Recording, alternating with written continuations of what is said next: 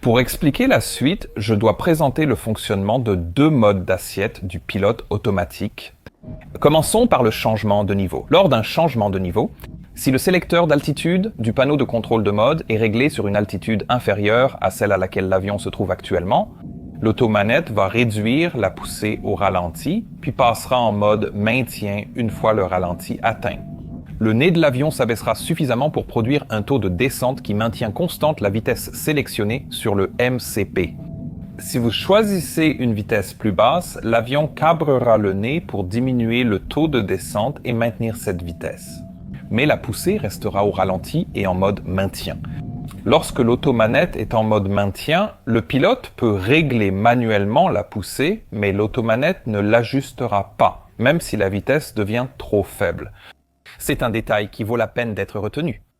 Donc en mode changement de niveau, la vitesse de l'avion est contrôlée par l'assiette de l'avion avec la poussée soit au ralenti, soit en pleine montée.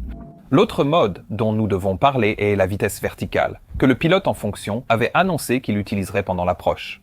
Dans ce mode, le pilote automatique vise la vitesse verticale choisie par le pilote sur le MCP, tandis que l'automanette ajuste la poussée pour maintenir la vitesse sélectionnée. Cela signifie donc qu'en mode vitesse verticale, la poussée contrôle la vitesse et non l'assiette.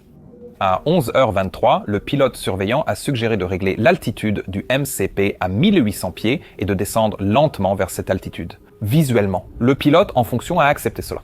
Il a réglé 1800 pieds sur le MCP et demandé les volets 1 que le pilote surveillant a sélectionnés. Maintenant, lorsque nous sélectionnons les volets, nous faisons généralement cela afin de permettre à l'avion de décélérer à une vitesse plus basse pour préparer l'atterrissage. Le problème est que, selon le mode d'assiette choisi, l'avion pourrait tenter de réduire la vitesse de façon inadaptée à la situation. Ce qui va se passer ensuite en est un excellent exemple.